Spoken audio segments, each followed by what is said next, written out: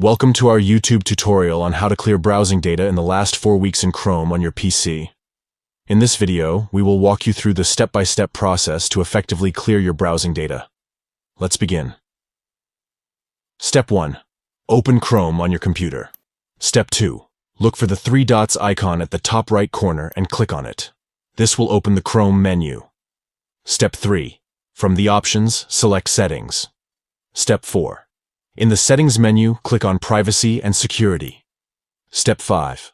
Locate and click on Clear Browsing Data. Step 6.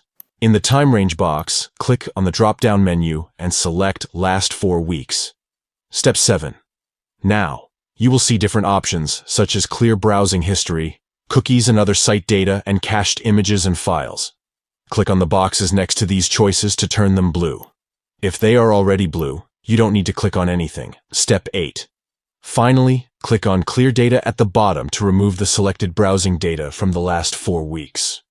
By following these simple steps, you can easily clear your browsing data in Chrome on your PC.